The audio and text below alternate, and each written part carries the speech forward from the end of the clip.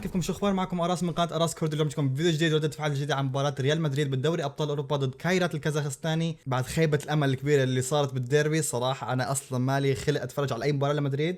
مرت ربع ساعه من المباراه، اصلا ما كنت حاب صور صراحه ولا كنت حاب اتفرج على المباراه.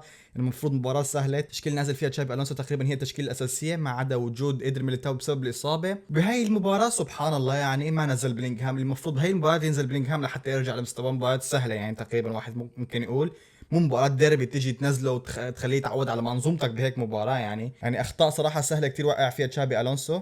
بس اليوم المهم نرجع ونكمل تصوير ونكمل ردة فعلنا على مباراة ريال مدريد، وان شاء الله هالمباراة تكون اكتساح لحتى اللعيبة يعملوا ردة فعل يرجعوا ثقتهم بنفسهم، لانه على حسب كلام فالفيردي بالمقابلة الأخيرة اللي كانت قبل المباراة انه اللاعبين ثقتهم مهزوزة شوي بنفسهم. الناس اللعيبة ضلوا يفكروا فيها ساعات على شو اللي صار بمباراة الديربي. فبس خلينا نسوي مع المباراة. كيف النتيجة 1-0؟ يا اخي يخرب بيت النت، والله العظيم ما شفت الجول بنوب. شو صار؟ مين فوت الجول؟ شو كيف؟ ركله جزاء ايش؟ والله ما شفت شيء. لسه عم شوف النت كثير سريع، عم حاول انزل برنامج ثاني للاي بي تي في عشان بدي اشغل عليه، بس مش لهالدرجه يا اخي. والله ما شفت شيء، صار لي 10 دقايق يمكن واقفه هيك على حظي. اوكي هلا هذا الباص احسن بكثير. يا حرام على الباص، يا سلام عليك يا أرضا، حرام حرام حرام. نرجع نظبط البرامج بس. ايوه هيك الدقة يا اخي، هيك شو اسمه خلص. يا سلام الباص يا مبابي، يلا يا مستنتونو، يا حرام. باص جميل جدا من مبابي، باص خرافي. يو يا الباص يا اخي مش طبيعي، باصات اردا جولر والله بتجنن. حرام عليك يا تشابي، لسه تسحب المباراه الماضيه مباراه الديربي، حرام عليك كان تسحبه. كان افضل لاعب عندك، صح عمل خطه ضربه جزاء بس كان مع هيك افضل لاعب عندك بالشوط الاول. يعني تخيل مباراه الديربي سجلنا هدفين، الهدفين كانوا من اردا جولر، واحد سجلها وواحد صنعها. اوه حرام عليك يا مبابي، كيف ضاعت هي؟ كيف بتضيع هي؟ حرام عليك حرام عليك. انتهى الشوط الاول مباراة ريال مدريد وكايرات 1-0. شوط ممل صراحة، اصلا ما تابعت من الشوط غير اخر ربع ساعة و20 دقيقة تقريبا. اول ربع ساعة انا تاخرت عليهم لحتى زبطت العدسة صراحة مكسورة عندي، فلحتى زبطت العدسة. وبقية كمان شفتوا النت ما ساعد صراحة بنوب، يعني تاخرت على المباراة كتير. فبس بنرجع لكم بداية الشوط الثاني ان شاء الله، وان شاء الله بدون تاخيرات، يعني بنقول ان شاء الله ما ماني بالعادة انا. اوكي يا شباب رجعنا لكم هالمره بدايه الشوط الثاني، ما تاخرنا يعني ما المفروض ما يروح علينا شيء، المفروض النت يكون منيح يعني.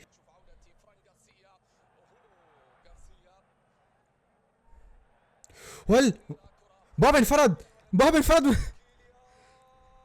أوه! كالعاده من كيليان، باص من عند كورتوا عم شط الطابه بالغلط، اجت لعند مبابي. والله حتى المخرج ما استوعب. لو لاحظتوا ما حط الكاميرا عن مبابي فرن، حط الكاميرا بنص الملعب بالبدايه، ما استوعب الشيء اللي صار، ما استوعب ان مبابي انفرد. ليك هاي هي. يا سلام على سرعتك يا مبابي، يوه يا السرعه، يوه يا السرعه يا مبابي.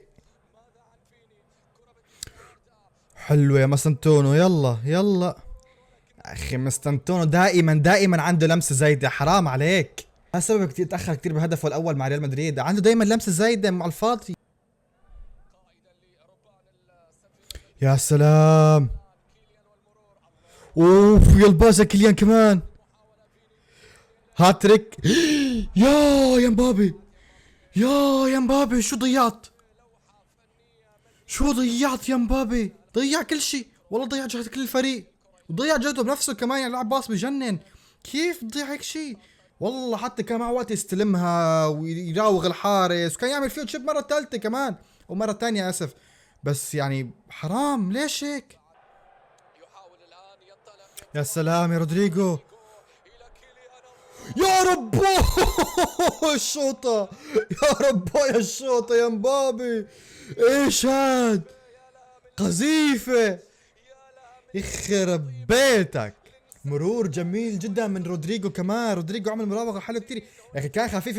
مدري كيف مر، والله كان كابس ار1 بفيفا. حلوة حلوة رودريجو، حلوة رودريجو. وليه الرابع من كامافينجا. حلو، أربعة أحسن من ثلاثة. أربعة يعني على الأقل هيك ترتفع معنويات اللعيبة شوي بعد المباراة الكارثية اللي قدمناها ضد أتلتيكو مدريد. محتاج حتى لو فريق ضعيف، بس الفريق محتاج يسجل عشان يرفع ثقته بنفسه. حلوة جونزالو، باص لابراهيم، يا سلام. الخامس. حلوة. وانتهت المباراة بنتيجة 5-0 لريال مدريد. الحمد لله. ردة فعل اوكي، فينا نقول منيحة. ما يعني اوكي، اللاعبين مبين كانوا متأثرين شوي، بس مع هيك يعني بحسن مباراة كانوا بيحتاجوا هيك مباراة يسجلوا فيها كتير ويطلعوا بشباك نظيف. رجعنا لكم بالجزء الثاني من الفيديو لمباراة برشلونة وباريس سان جيرمان. حتقولوا لي شو دخلك بالمباراة؟ شو دخلك حبيبي؟ كيف ايش دخلني؟ اولا غريمي، ثانيا انا كنت موجود بالملعب. ملعب اي ملعب منهم؟ طيب لا تزعل، كنت موجود بالملعب اللي عم يلعبوا حاليا عليه برشلونه، اللي هو ملعب اولمبياكوس اتوقع اسمه. كنت موجود فيه بالسنه الماضيه، وكنت موجود كمان بحديقه الامراء من شهرين تقريبا. طبعا في صور وفي اثباتات، يعني ما في داعي تقولوا لي ايش.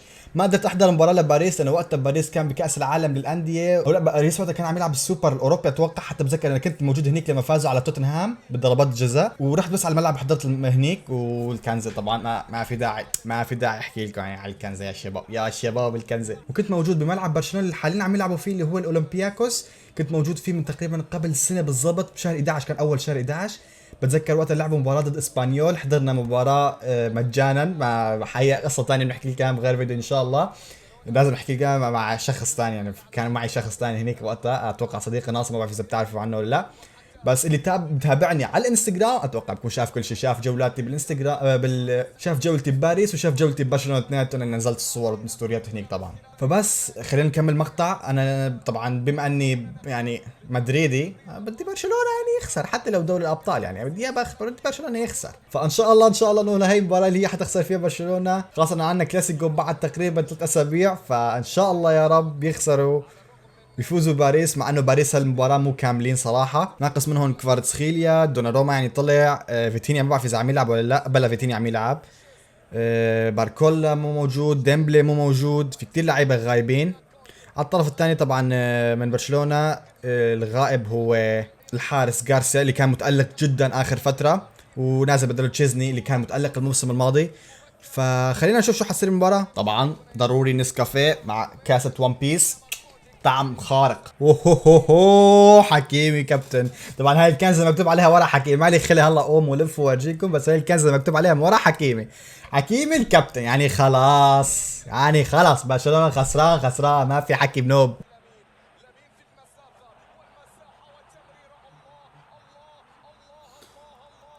يا رباه شو شال هالاوكراني يا اخي. صار عم بلعب ضربات جزاء كنت ما درت. يخرب بيتش، انا شفت فيران يعني مراوغ الحارس. يا ربك يا الباص يا لمين، يخرب بيتك. شو هالفيجن، يخرب بيس باصاته هذا يا زلمه. ليك مش طبيعي باصات لمين، كلك بحط اللاعب قدام الجول والله.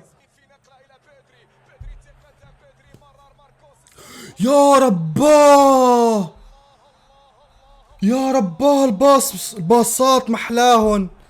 لا مش طبيعي والله. جول حلو والله، ما فيني احكي غير عن الجول. ممتاز يا اخي، خرافي الجول. الله يعيننا بالكلاسيكو. لا الله يعيننا بالكلاسيكو، الله يعيننا بالكلاسيكو. ليك باص راشفورد. هلا ليك باص راشفورد. يا رباه باص راشفورد. يا رباه باص راشفورد.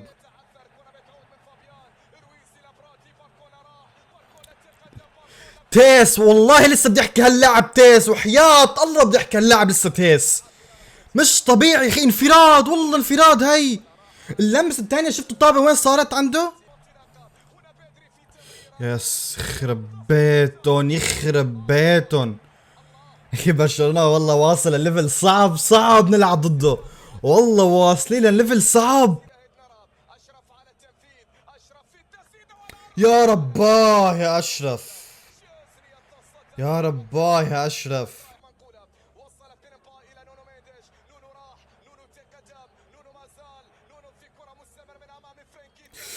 هاي حلوة.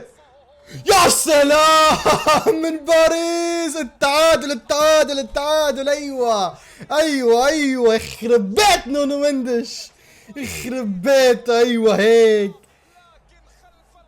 ليش انريكي كان معصب؟ لا تقلي فيها هالشي، لا تقلي فيها شي. والله ما حرام يكون فيها شي. نونو مندش مش طبيعي يا شباب، والله خرافي. احسن ظهير ايسر صراحه هذا الله، احسن ظهير ايسر موجود بالعالم حاليا صراحه، ما في غيره، ما في غيره بنوب. مش طبيعي. ليك ليك هي تاني مرة كل ركضة بيعملها مش طبيعية. يا سلام يا سلام. لو باركولا والله ضيعها، استغفر الله العظيم، يعني ما بدي احلف بس يا اخي 95% كان ضيعها باركولا. باركولا تيس انت، والله صراحة ما بوثق فيك كثير، والله ما بوثق فيك كثير. عرفت هي تاني انفراد بضيعها بهالمباراة، تاني انفراد. ما بوثق فيه يا اخي. اخي ما كذب محمد عدنان لما حكى اسوأ فينيشر بالتاريخ. فينيش تبعه يا اخي مستحيل. حطني انا بملعب بجيبها، هي حطني انا بملعب والله بجيبها. طبعا ما بجيبها جول، يعني مو شرط جيبها جول، يعني المهم بين الخشبات الثلاثه، المهم جيبها هنيك مش برا فوق. اوكي رجعت بالشوط الثاني متاخر تقريبا شي 10 دقائق، ما صار شيء اتوقع، كنت عم تابع بس كان في مشكله بالكاميرا لحتى ظبطتها. ان شاء الله يكون احسن يعني. الله الله ليك ليك ليك ليك، يعني ان شاء الله تكون احسن. المفروض دقه هلا احسن كمان. يخرب بيت باصاتك من خارج القدم. لا يا رباه، يا الله.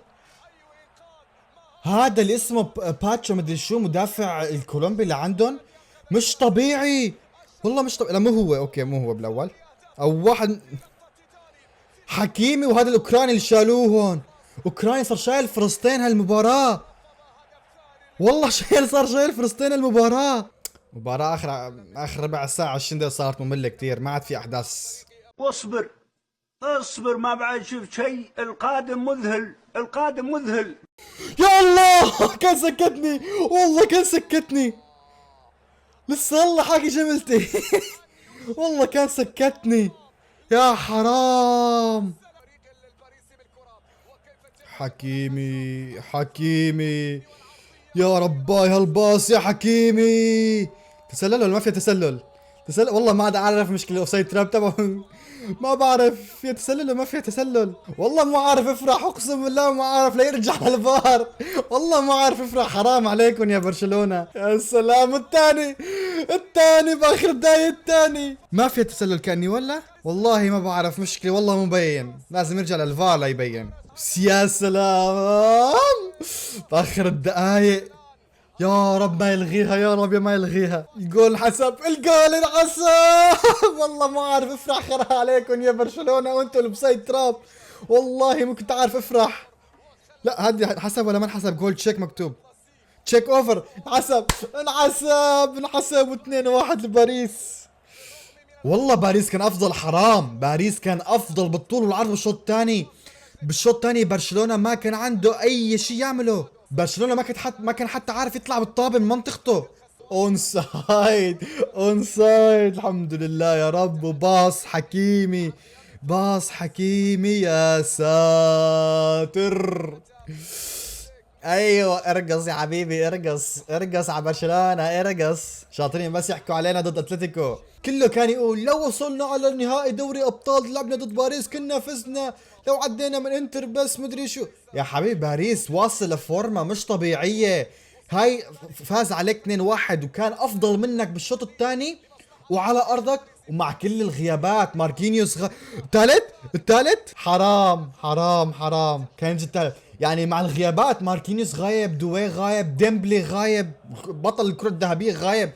شو جاي تقول لي مدري شو كنا وصلنا نهائي كنا فزنا على باريس؟ والله ما كنتوا فزتوا، والله ما كنتوا فزتوا. وانتهت المباراة، الكنزة ما راحت على الفاضي و2-1 من باريس.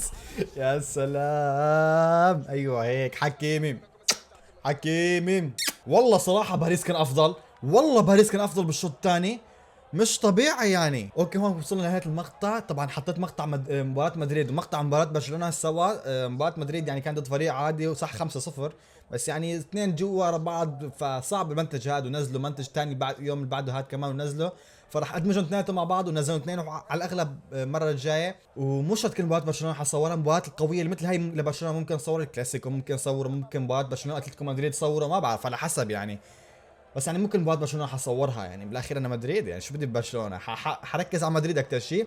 بس المباريات القويه اللي زي هاي، اذا كان في مباراه ثانيه لبرشلونه زي هاي حصورها. والمهم دمجنا المقطعين مع بعض. ان شاء الله يكون عجبكم الفيديو. اذا عجبكم لا تنسوا تحطوا لنا لايك واشتركوا بالقناه اذا ما لكم مشتركين. طبعا شكرا كثير لكم على الدعم الفتره الماضيه، وصلنا ل 800 مشترك الحمد لله، شكرا لك يا رب. 200 مشترك بس يا رب نوصل ال 1000.